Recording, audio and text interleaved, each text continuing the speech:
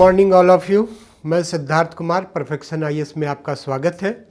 और बिहार प्रीलिम्स को आयोजित हमारी विश्व भूगोल की कक्षाएं आपके साथ चल रही हैं, जिसमें हम लोगों ने कई कॉन्टिनेंट्स में जो इम्पॉर्टेंट चीज़ें आपके लिए हो सकती हैं प्रीलिम्स पॉइंट ऑफ व्यू से, उस पर चर्चा की है। हम लोग पिछले लेक्चर में ऑस्ट्रेलिया के विषय में पढ़ रहे थे और तब हम लोगों ने देखा था कि Australia is the smallest continent of world, संसार का सबसे छोटा महाद्वीप है ये ऑस्ट्रेलिया। आपने ये भी देखा था कि continent is called as continental country, इसे महाद्वीपीय देश के रूप में हम जानते हैं, हमने ये देखा था। फिर मैंने आपसे ये भी कहा था कि country is also called as country of thirsty land, इसे प्यासी भूमि का देश कहा गया ऑस्ट्रेलिया को। और हमने देखा था क्यों कहा गया, तो हमने देखा कि ऑस्ट्रेलिया का एक बहुत बड़ा भूभाग है जहाँ की क्लाइमेट ट्रॉपिकल डेजर्ट क्लाइमेट है, उष्ण मरुस्थलीय जलवायु। इसके अतिरिक्त ही जब हम चीज़ों पर चर्चा कर रहे थे तो हमने देखा था कि ऑस्ट्रेलिया में ग्रेट डिवाइडिंग रेंज है, और ग्रेट डिवाइडिंग रेंज के विषय में जब हम चर्चा कर रहे थे तो हमने देखा था इस पूर्वी क्षेत्र में ऑस्ट्रेलिया के यहाँ पर हमने देखा था ग्रेट डिवाइडिंग रेंज को।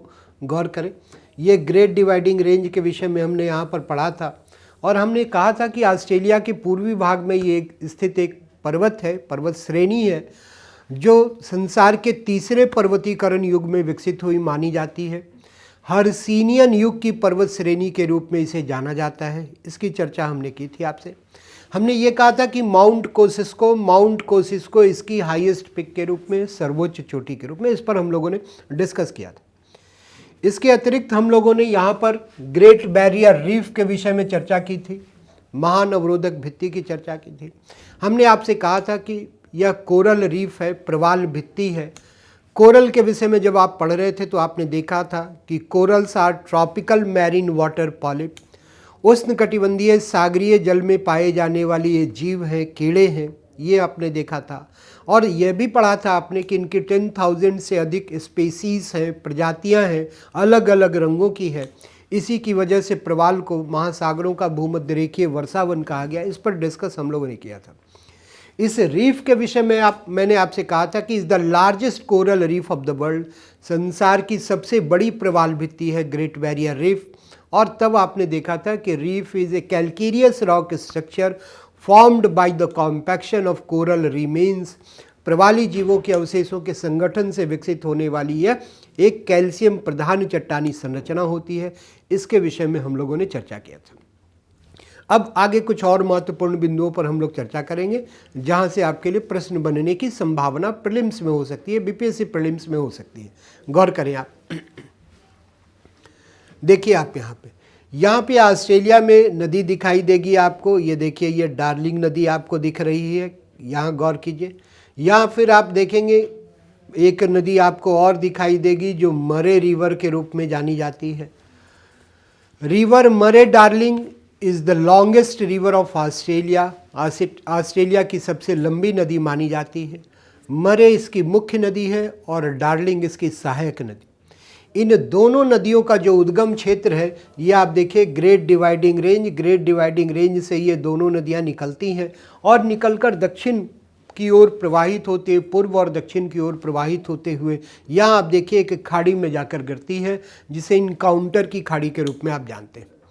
तो मरे darling river is the longest river of Australia, Australia की सबसे लंबी नदी है। ग्रेट डिवाइडिंग रेंज श्रृंखला से निकलते हुए आपको दिखाई दे रही है, श्रेणी से निकलते हुए आपको दिखाई दे रही है ऑस्ट्रेलिया में। फिर आप गौर कीजिए, यहाँ पे दक्षिणी ऑस्ट्रेलिया को अगर आप देखेंगे तो यहाँ पर देखिए एक लेक आपको दिखाई दे रही है, लेक आयर झील है, आयर झील है। गौर करें, आयर झील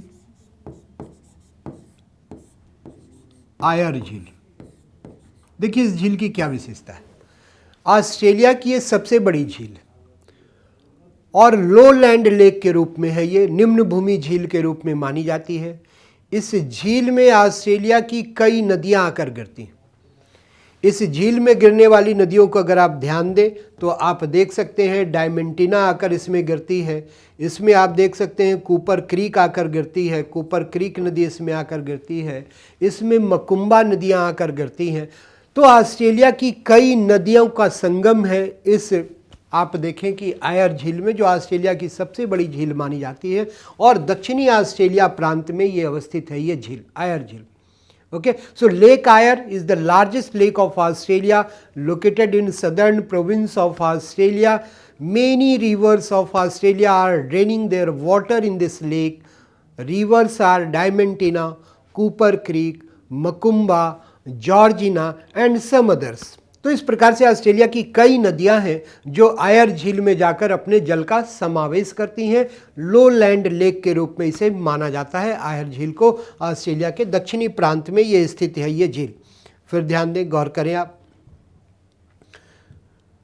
देखिए ऑस्ट्रेलिया को, जब आप ऑस्ट्रेलिया को देखेंगे तो ऑस्ट्रेलिया के इस पश्चिमी भाग पर गौर फरमाएं आप। ये western side of Australia, western part of Australia को अगर आप देखते हैं तो यहाँ पर कई मरुस्थल आपको दिखेंगे। देखिए कौन कौन से मरुस्थल हैं। पहले भी बिहार प्रीलिम्स में यहाँ से प्रश्न आ चुके हैं, प्रश्न पूछे जा चुके हैं, आप उन पर गौर कीजिए क्या प्रश्न अब तक आए हैं और क्या आने की संभावना।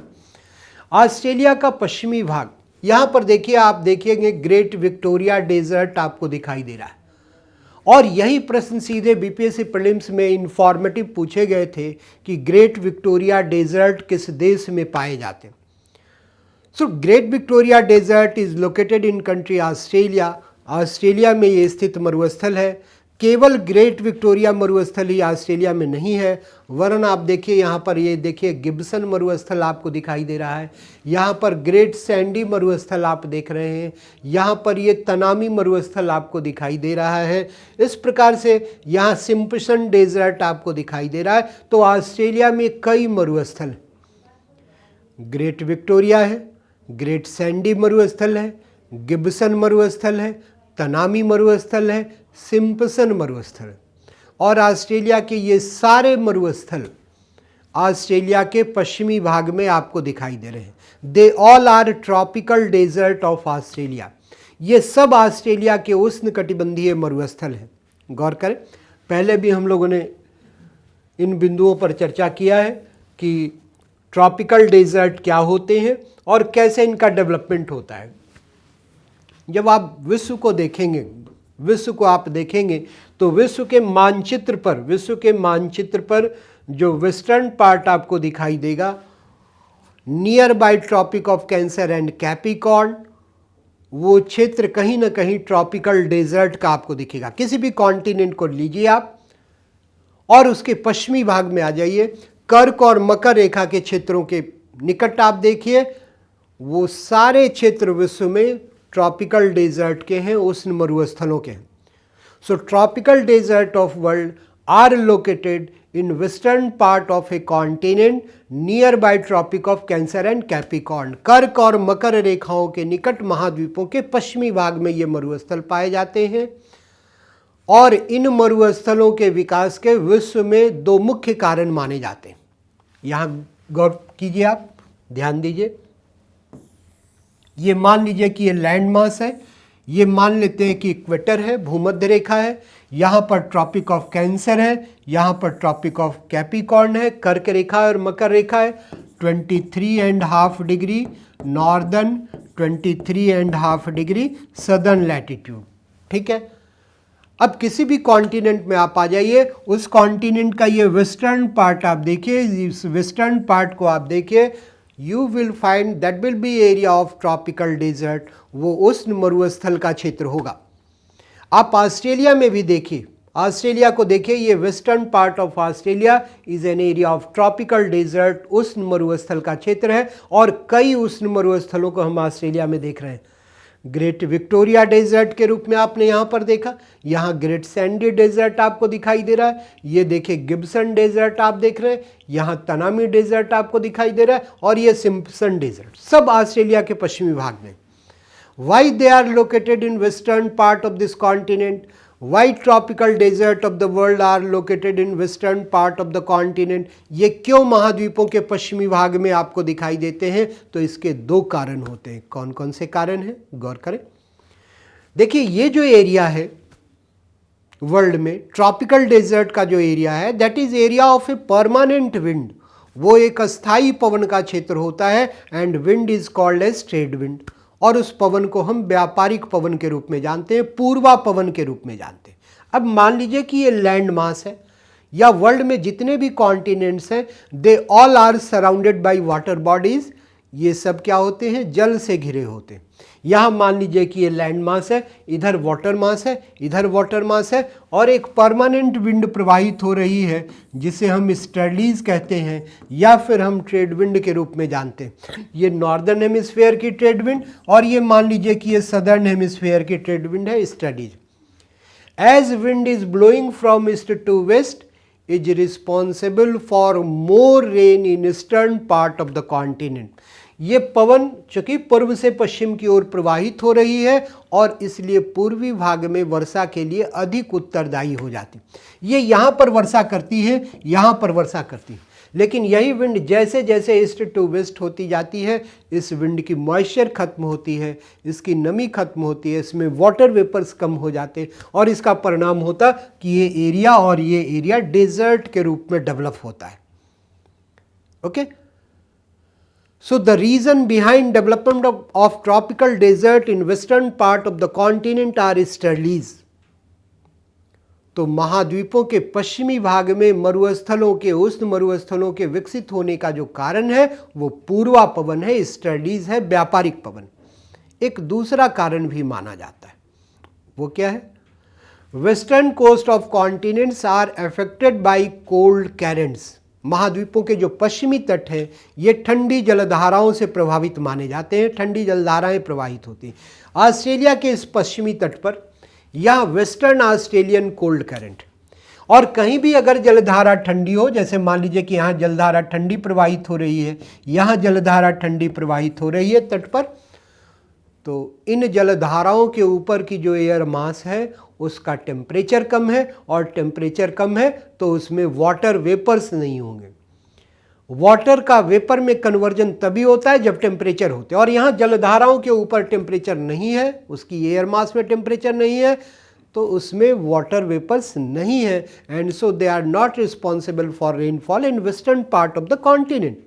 और इसीलिए वे महाद्वीपों के पश्चिमी भाग में वर्षा के लिए उत्तरदायी नहीं होते। तो संसार के मरुस्थलों के विकसित होने के दो कारण माने जाते हैं, एक पूर्वा पवन और एक ठंडी जलधारा। ऑस्ट्रेलिया का ये पश्चिमी भाग जो ट्रॉपिकल डेजर्ट का एरिया है, कई ट्रॉपिकल डेजर्ट है, इसके भी विकसित होने के यही दो कारण माने जाते हैं, स्टर्लीज और पश्चिमी तटों पर वेस्टर्न ऑस्ट्रेलियन कोल्ड करंट प्रवाहित होती। ध्यान दीजिए, इन मरुस्थलों को जब हम देखते हैं तो इन मरुस्थलों में जो वेजिटेशंस पाई जाती है that is xerophyte type, xerophyte प्रकार की वनस्पति पाई जाती। क्या विशेषता है इस वनस्पति की, डेजर्ट के वेजिटेशन है, ये मरुस्थलों में पाई जाने वाली वनस्पतियां हैं और मरुस्थलों में जल का अभाव है, टेम्परेचर अधिक है, जल की कमी है। परिणाम क्या होता, जो वेजिटेशन यहाँ पर होती हैं वे इन सर्च ऑफ वाटर, जल की खोज में अपनी जड़ों को लंबी करती चली जाती। So xerophytic vegetations are long rooted vegetations of tropical desert of the world. इसलिए जीरोफाइट वनस्पतियाँ संसार की लंबी जड़ों वाली वनस्पतियाँ होती हैं। और मरुस्थलों में जलाभाव है, तापमान अधिक है इन मरुस्थलों में। परिणाम क्या होता है, नेचर ने इन्हें पत्तियों की जगह कांटे प्रोवाइड किया तो पत्तियां कटीली बना दिया। चौड़ी चौड़ी पत्तियां नहीं है वनस्पतियों की, क्योंकि चौड़ी अगर होती तो वाष्पोत्सर्जन अधिक होता, वाष्पीकरण अधिक होता और परिणाम क्या होता कि पत्तियां नष्ट होती। तो नेचर ने इन्हें क्या किया कि नुकीली पत्तियों को प्रदान किया। तो इस क्षेत्र में जीरोफाइट प्रकार की वेजिटेशंस हैं। आप देखेंगे नागफनी, कैक्टस इसी प्रकार की वनस्पति है। बैर को देख सकते हैं, कटीले वृक्ष के रूप में आपको दिखाई देते हैं। यहीं पर आपको खेजड़ी दिखाई दे सकता है और दूसरे प्रकार के वेजिटेशंस यहाँ पर आपको देखने को मिलेंगे। तो ये वेस्टर्न ऑस्ट्रेलिया, और यहाँ पर हमने देखा कि यहाँ पर कई डेजर्ट पाए जा रहे हैं। They all are tropical desert of Australia. Okay, now listen, मरुस्थलों को ध्यान में रखना है। BPSC prelims point of view से पहले भी प्रीलिम्स में आ चुके हैं प्रश्न, आगे भी आने की संभावना आपके लिए हो सकती है। यहां देखिए आप, ऑस्ट्रेलिया का आप ये भाग अगर आप देखें, यहाँ पर अगर आप देखें, गौर कीजिए, इस क्षेत्र को अगर आप देखें तो that is area of tropical grassland. यहाँ पर उष्णकटिबंधीय घास के मैदान पाए जाते हैं ऑस्ट्रेलिया में। ऑस्ट्रेलिया में यहाँ पर उष्णकटिबंधीय घास के मैदान पाए जाते। गौर कीजिए, ये क्षेत्र ऑस्ट्रेलिया का ट्रॉपिकल डेजर्ट का, सॉरी ट्रॉपिकल ग्रासलैंड का। अब ये ग्रासलैंड है क्या? Tropical grassland of Australia, tropical grassland of Australia is named as parkland. इसे पार्कलैंड के रूप में जानते हैं, पार्कलैंड।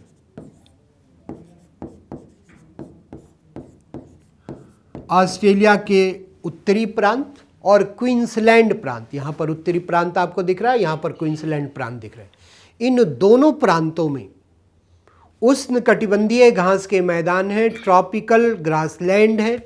और पहले भी हम लोगों ने चर्चा की है, हमने कहा था आपसे कि tropical grassland of the world are located between 10 to 20 degree latitude. संसार में 10 डिग्री से 20 डिग्री अक्षांशों के बीच में ये पार्कलैंड पाए जाते। ठीक है, हम लोगों ने पिछले कई महाद्वीपों के विषय में जब अध्ययन किया था तो हमने आप देखा था आपने कि अफ्रीका में सवाना ग्रासलैंड है। आपने साउथ अमेरिका में देखा था वेनेजुएला के लानोस ग्रासलैंड को। फिर ब्राज़ील में आपने कैंपोस ग्रासलैंड को देखा था। उसी प्रकार की एक ग्रासलैंड है पार्कलैंड। इस पार्कलैंड में लंबी घासें पाई जाती हैं, कड़ी घासें पाई जाती हैं, मोटी घासें पाई जाती हैं और हाइट इनकी 4 से 5 मीटर तक। वो छोटी वाली घास नहीं जो आपको दिखती है, तो ऊंची, कड़ी और मोटी घासों का ये प्रदेश है पार्कलैंड। और नाम पार्कलैंड इसका इसलिए क्योंकि ऑस्ट्रेलिया में इन घास के मैदानों के बीच में कहीं कहीं यूकेलिप्टस के वृक्ष भी पाए जाते। ऑस्ट्रेलिया यूकेलिप्टस के वृक्षों का देश, और यहाँ इस पार्कलैंड में यूकेलिप्टस के वृक्ष पाए जाते। किसी भी पार्क को आप देखें तो केवल घासें नहीं होती, वहाँ पर वृक्ष भी होते। और इसीलिए ऑस्ट्रेलिया के इस ट्रॉपिकल ग्रासलैंड को, उष्णकटिबंधीय घास के मैदान को पार्कलैंड के नाम से जाना गया। ठीक है, grassland is almost similar to savanna of Africa, llanos of Venezuela and campos of Brazil. हम लोग पहले चर्चा कर चुके हैं इन सब की, गौर कीजिए। पहले भी मैंने आपसे कहा था कि tropical grassland of the world are called as big game country of the world. संसार के उष्णकटिबंधीय घास के मैदान विश्व की शिकार भूमि कहलाते। और बीपीएससी प्रीलिम्स में पहले भी ये प्रश्न के रूप में आ चुका है, तो आपको ध्यान देना है, यहाँ पे गौर कीजिए।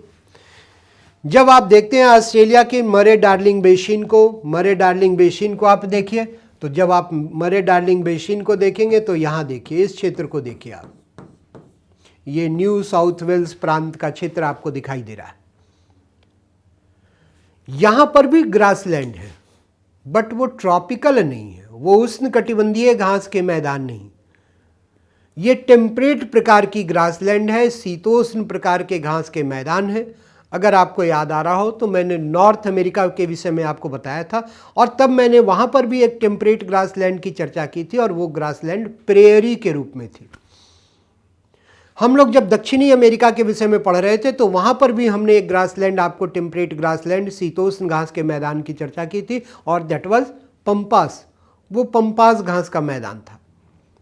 जब हम यूरेशिया के विषय में पढ़ रहे थे, यूरोप के विषय में पढ़ रहे थे, तो वहाँ भी हमने देखा था कि यूक्रेन और रूस में जो शीतोष्ण कटिबंधीय घास के मैदान हैं वो स्टेपी के रूप में जाने जाते। इसी प्रकार से अफ्रीका कॉन्टिनेंट के विषय में जब आपने अध्ययन किया था तो आपने देखा था कि साउथ अफ्रीका में एक घास का मैदान है जो शीतोष्ण कटिबंधीय प्रकार का है, और वो वेल्ड के रूप में जाना जाता है, वेल्ड कहलाता है। गौर कीजिए, तो प्रेयरी उत्तरी अमेरिका में हमने आपको बताया था, पंपास हम लोगों ने दक्षिणी अमेरिका में देखा था, वेल्ड हमने अफ्रीका, साउथ अफ्रीका में देखा था, स्टेपी हमने देखा था यूरेशिया में, यूक्रेन और रूस में हमने देखा था, और यहाँ ऑस्ट्रेलिया में हम देखते हैं इस ग्रासलैंड को, जो यहाँ न्यू साउथ वेल्स प्रांत में हमें दिखाई दे रहा है। मरे डार्लिंग नदी घाटी क्षेत्र में हम इसको देख रहे हैं, और इस घास के मैदान को डाउन्स कहा जाता है। डाउन्स के रूप में हम जानते हैं, डाउन्स। ये सब संसार के शीतोष्ण कटिबंधीय घास के मैदान।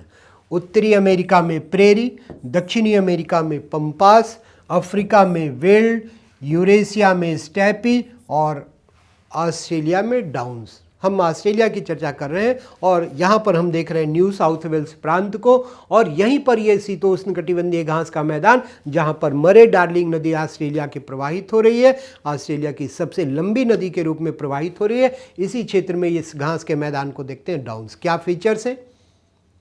यहाँ की घासें छोटी हैं, मुलायम घासें हैं और उनके सड़ने गलने के कारण, उनके डिकम्पोजिशन के कारण, उनके वियोजन के कारण यहाँ पर उपजाऊ ह्यूमस प्रधान मिट्टी विकसित हो जाती। तो डाउन्स घास के मैदानी क्षेत्रों में अन्य शीतोष्ण कटिबंधीय घास के मैदानी क्षेत्रों के समान ही गेहूं की व्यापारिक कृषि की जाती। ओके, यह केवल गेहूं की व्यापारिक कृषि नहीं हो रही है, यहां पर व्यापारिक भेड़ पालन भी किए जाते हैं ऑस्ट्रेलिया के इस डाउन्स घास के मैदानी क्षेत्रों में। So parkland is the tropical grassland of Australia, but downs is the temperate grassland of Australia. Parkland जहां उष्ण कटिबंधीय घास का मैदान है ऑस्ट्रेलिया का, डाउन्स शीतोष्ण कटिबंधीय घास के मैदान के रूप में, गेहूं की कृषि का ये क्षेत्र, और यहां पर व्यापारिक भेड़ पालन भी किए जाते हैं। गौर करें।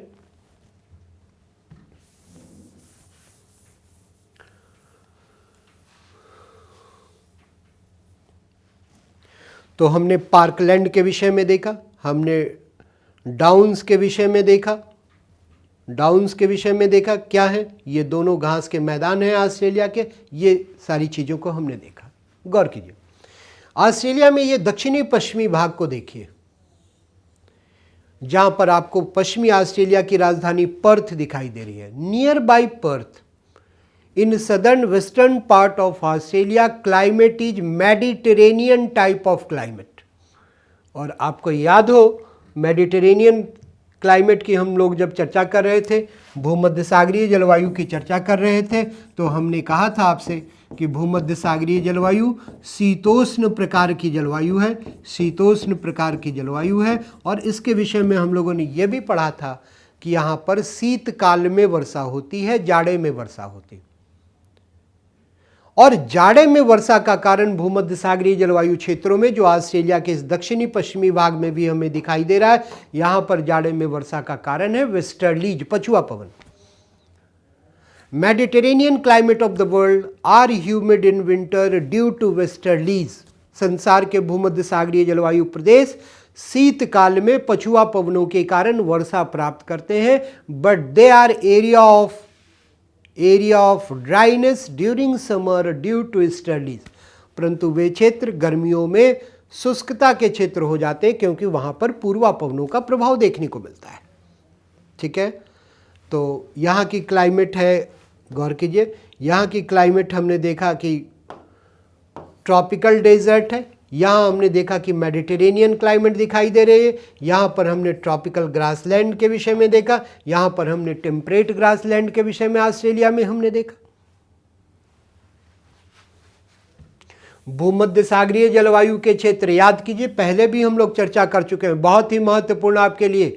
संसार में इस क्लाइमेट को, मेडिटेरेनियन क्लाइमेट को, क्लाइमेट ऑफ फ्रूट्स के रूप में हम जानते हैं, फलों की जलवायु कहते हैं। संसार में सबसे अधिक अगर वीटी कल्चर होते हैं,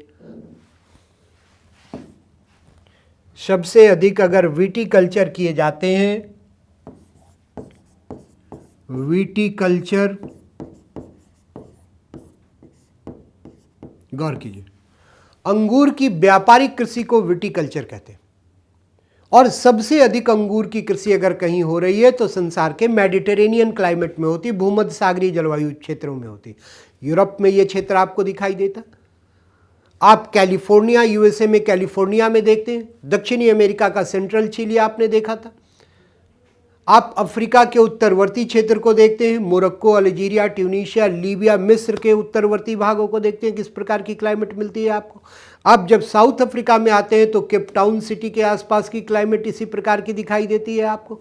यहाँ ऑस्ट्रेलिया में पर्थ की क्लाइमेट इसी प्रकार की। तो ये सारे एरिया वर्ल्ड के they are area of viticulture, वे अंगूर की व्यापारिक कृषि के क्षेत्र हैं। और केवल अंगूर ही नहीं, बाकी शीतोष्ण कटिबंधीय फलों का भी उत्पादन किया जाता है।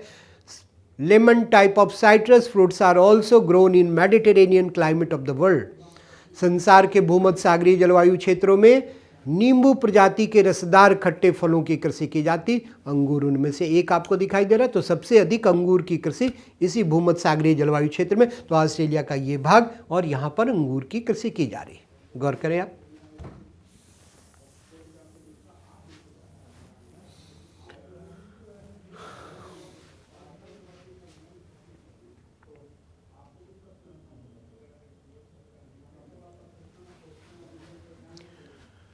देखिए, ऑस्ट्रेलिया में जहाँ से प्रश्न बनने की आपके लिए संभावना हो सकती है, ऑस्ट्रेलिया में कई खनिजों का उत्पादन है। उन खनिजों को कहाँ से वो खनन किए जा रहे हैं, वहाँ से प्रश्न बनने की संभावना आपके लिए प्रबल हो सकती है बिहार प्रीलिम्स को लेकर। गौर करें आप। देखिए, ऑस्ट्रेलिया में एक सिटी आपको यहाँ पर दिख रहा है। गौर करें, ऑस्ट्रेलिया में यहाँ पर एक सिटी आपको दिख रहा है, कालगुरली। कालगुरली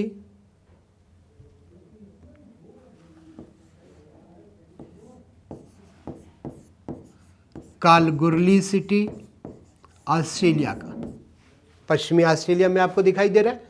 ठीक है, कालगुरली पश्चिमी ऑस्ट्रेलिया में। एक और सिटी पश्चिमी ऑस्ट्रेलिया में आप देख सकते हैं, कुलगार्डी।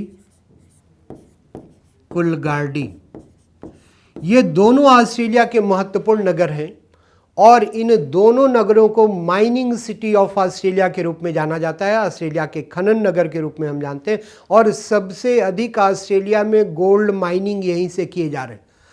बहुत ही important pre point of view से आपको ध्यान में रखना है कि कालगुरली और कुलगार्डी ऑस्ट्रेलिया में है और यहाँ से सोने का खनन किया जाता है। गोल्ड माइनिंग के लिए दोनों फेमस है और they are located in western part of this country. इस देश के पश्चिमी भाग में ये पाए जा रहे हैं, कालगुरली और कुलगार्डी। फिर ध्यान दीजिए, आप गौर करेंगे। देखिए, ये ऑस्ट्रेलिया में आप देखें इस क्षेत्र को, के पियार्क पेनिनसुला को अगर आप देखें तो यहाँ पर एक नगर आपको दिखाई दे रहा है। ये देखिए, वैपा। वैपा, ध्यान दीजिए, वैपा। ये ऑस्ट्रेलिया का ये क्षेत्र जो कि पियार्क पेनिनसुला के रूप में आपको दिखाई दे रहा है, यहां पर एक सिटी है वैपा। और ये वैपा ऑस्ट्रेलिया में बॉक्साइट खनन के लिए प्रसिद्ध है। तो कालगुरली और कुलगार्डी से जहां सोना मिल रहा है, वैपा से बॉक्साइट मिल रहा है। बॉक्साइट क्वींसलैंड प्रांत में स्थित ऑस्ट्रेलिया का ये खनन नगर। ऑस्ट्रेलिया में पश्चिमी ऑस्ट्रेलिया प्रांत, और पश्चिमी ऑस्ट्रेलिया प्रांत में एक खनन नगर है पिलबारा। पिलबारा, और पिलबारा ऑस्ट्रेलिया में लौह अयस्क खनन के लिए जाना जाता है। यहाँ से आयरन ओर माइनिंग किए जाते पिलबारा से। तो कालगुरली और कुलगार्डी से सोना, वैपा से बॉक्साइट, पिलबारा से लौह अयस्क। ऑस्ट्रेलिया के न्यू साउथ वेल्स प्रांत को अगर आप देखें तो वहाँ पर एक घाटी पाई जाती है, हंटर घाटी। हंटर घाटी ये ऑस्ट्रेलिया के न्यू साउथ वेल्स प्रांत में है और इस घाटी को ऑस्ट्रेलिया में कोयला खनन के लिए जाना जाता है। Hunter Valley is located in New South Wales province of Australia, is significant for mining of coal. कोयला का खनन किया जाता है हंटर घाटी से, न्यू साउथ वेल्स प्रांत में। यह क्षेत्र है ऑस्ट्रेलिया का और यहां से कोयले के खनन किए जाते हैं हंटर घाटी से। फिर ध्यान दीजिए,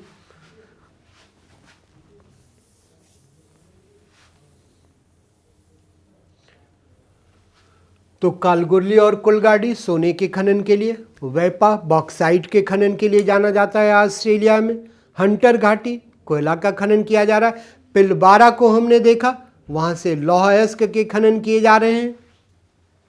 ध्यान दीजिए,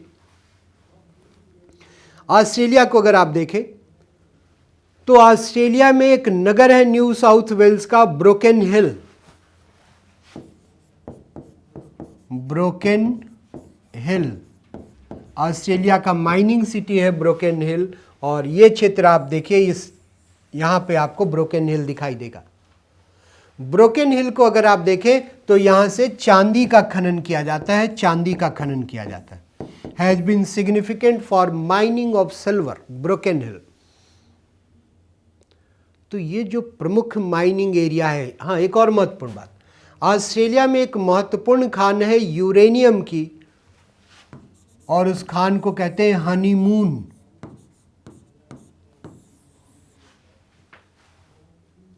तो ऑस्ट्रेलिया में यूरेनियम की ये सबसे बड़ी खान है जो पाई जा रही है। तो कई चीजें हैं जो महत्वपूर्ण आपके लिए प्रीलिम्स पॉइंट ऑफ व्यू से। कालगुरली ध्यान में रखिए, कुलगाड़ी ध्यान में रखिए, दोनों जगह से सोने का खनन हो रहा है। वैपा को ध्यान में रखिए, बॉक्साइट माइनिंग के लिए जाने जा रहे हैं। पिलबारा है, आयरन ओर माइनिंग किए जा रहे हैं। ब्रोकन हिल आपने देखा, यहाँ से चांदी का खनन किया जा रहा है। और फिर हनीमून आप देखते हैं, यहाँ से ऑस्ट्रेलिया में यूरेनियम माइनिंग किए जाते हैं। ध्यान दीजिए, ऑस्ट्रेलिया में बहुत सारी चीज़ों को हम लोगों ने अब तक देखा है। हमने ग्रेट डिवाइडिंग रेंज के विषय में पढ़ा, हमने ग्रेट बैरियर रीफ को हमने देखा, हमने देखा पार्कलैंड क्या होती है, हमने डाउन्स को देखा, टेम्परेट ग्रासलैंड के रूप में पाए जाते। फिर हमने देखा ऑस्ट्रेलिया में कौन कौन से ट्रॉपिकल डेजर्ट है। ग्रेट विक्टोरिया है, ग्रेट सैंडी है, गिब्सन है, तनामी है, सिम्पसन है। फिर हमने देखा ऑस्ट्रेलिया का दक्षिणी पश्चिमी भाग जहाँ की क्लाइमेट मेडिटेरेनियन दिखाई दे रही है, वहाँ पर हमने देखा विटीकल्चर किए जा रहे हैं, अंगूर की व्यापारिक कृषि की जा रही है। ऑस्ट्रेलिया की सबसे बड़ी झील आयर झील को हमने देखा, जिसमें कई नदियाँ जाकर गिरती हैं, उसके विषय में हम लोगों ने चर्चा की। हम लोगों ने ऑस्ट्रेलिया के खनिजों के विषय में पढ़ा। ठीक है, ऑस्ट्रेलिया के कुछ महत्वपूर्ण नगर आप देखिए। न्यू साउथ वेल्स को आप देख रहे हैं, और न्यू साउथ वेल्स में यहाँ पर एक देखिए, यहाँ पर गौर कीजिए, यहाँ देखिए सिटी कैनबेरा। कैनबेरा को देखिए, कैनबेरा को देखिए। यह ऑस्ट्रेलिया की राजधानी नगर है, कैपिटल सिटी है, और ऑस्ट्रेलिया में यूनियन टेरिटरी के रूप में, केंद्र शासित प्रदेश के रूप में है। ये ऑस्ट्रेलिया की राजधानी है Canberra, and is a planned city of Australia. Australia का ये नियोजित नगर है। इस नगर के नियोजन की रूपरेखा कनाडा के स्थापत्यविद थे, जिसे वॉल्टर बर्ले ग्रिफिन कहा जाता है। उन्होंने ही ये बनाया था कि कैसे इस नगर को बसाया जाएगा। तो मैप बनाया था कैनबेरा का, उसका प्लान तैयार किया था ग्रिफिन ने। तो नियोजित नगर के रूप में ऑस्ट्रेलिया का ये नगर देखिए सिडनी, न्यू साउथ वेल्स की राजधानी है, और ऑस्ट्रेलिया के नगरों में सबसे बड़ा नगर माना जाता है सिडनी। बंदरगाह नगर है, और इस नगर को, ऑस्ट्रेलिया के इस नगर को ध्यान दीजिए, बहुत ही इंपॉर्टेंट, संसार का, इस नगर को वुल पोर्ट ऑफ वर्ल्ड कहा जाता है। संसार का ऊन बंदरगाह कहा जाता है सिडनी नगर को। सिडनी के पास ही एक नगर है न्यू साउथ वेल्स प्रांत में, जो न्यू कैसल के रूप में जाना जाता है। और न्यू कैसल यहाँ पर iron and steel industry city के रूप में फेमस है। तो कैनबेरा को आपने देखा, सिडनी को आपने देखा, न्यू कैसल सिटी को आपने देखा। फिर आप देखिए पर्थ के विषय में भी हम लोग चर्चा कर ही चुके थे कि ये भूमध्य सागरीय जलवायु का नगर है, राजधानी नगर है, पश्चिमी ऑस्ट्रेलिया की राजधानी नगर के रूप में आपको दिखाई देता है। यहाँ विक्टोरिया प्रांत में देखिएगा मेलबॉर्न आपको दिखाई दे रहा है, और मेलबॉर्न विक्टोरिया प्रांत की राजधानी है। ये शैक्षणिक नगर के रूप में ऑस्ट्रेलिया में, खेल नगर के रूप में ऑस्ट्रेलिया में ये विख्यात है मेलबॉर्न। एजुकेशनल सिटी है, एडमिनिस्ट्रेटिव सिटी है, स्पोर्ट्स सिटी के रूप में आपको दिखाई देता है ये मेलबॉर्न। ठीक है, यहाँ आप देखिए ये डार्विन, एक बहुत बड़ा नगर आपको दिखाई दे रहा है, उत्तरी ऑस्ट्रेलिया प्रांत की राजधानी के रूप में, पूर्व राजधानी के रूप में, अब नई राजधानी इसकी रमजंगल के रूप में दिखाई देती है। तो डार्विन को अगर हम देखते हैं तो बड़ा नगर है, ये उत्तरी प्रांत का ऑस्ट्रेलिया का बंदरगाह नगर के रूप में आपको दिखाई दे रहा है। ठीक है, ध्यान दीजिए।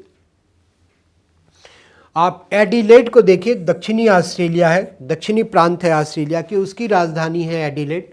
एक महत्वपूर्ण नगर के लिए ऑटोमोबाइल सिटी के रूप में जाना जाता है, मोटर कार नगर के रूप में ऑस्ट्रेलिया में इसे जानते हैं, और कई उद्योगों का जमाव एडिलेड में पाया जाता है। ऑयल रिफाइनरी है, तेल शोधन कारखाना है एडिलेड में, और इसी प्रकार से ऑस्ट्रेलिया में और कई महत्वपूर्ण नगर आपको दिखाई दे रहे हैं। तो ऑस्ट्रेलिया के विषय में बहुत सारी चीज़ों की हम लोगों ने चर्चा की। हम लोगों ने देखा कि पार्कलैंड क्या है, हमने देखा डाउन्स क्या होती है, हमने देखा कौन कौन से मरुस्थल पाए जाते हैं, ग्रेट बैरियर रीफ क्या है, ग्रेट डिवाइडिंग रेंज क्या है ऑस्ट्रेलिया में, मरे डार्लिंग नदी के विषय में हम लोगों ने चर्चा किया, आयर झील की हमने चर्चा की आपसे, कहाँ ऑस्ट्रेलिया में किस प्रकार की क्लाइमेट है उस पर हम लोगों ने डिस्कस किया, ऑस्ट्रेलिया में कहाँ पर किस प्रकार के माइनिंग सिटीज़ है, सिटीज़ से प्रश्न बनने की, माइनिंग सिटीज़ से प्रश्न बनने की संभावना आपके लिए पर्याप्त हो सकती है। तो आपको ऑस्ट्रेलिया बिहार प्रीलिम्स को लेकर इन बिंदुओं पर अपने आप को केंद्रित करना है जहां से प्रश्न बनने की आपके लिए संभावना हो सकती है। ठीक है, धन्यवाद। हम लोग फिर अगले लेक्चर में मिलेंगे। इन सारे बिंदुओं पर आप ध्यान दीजिए और thank you. Have a nice day.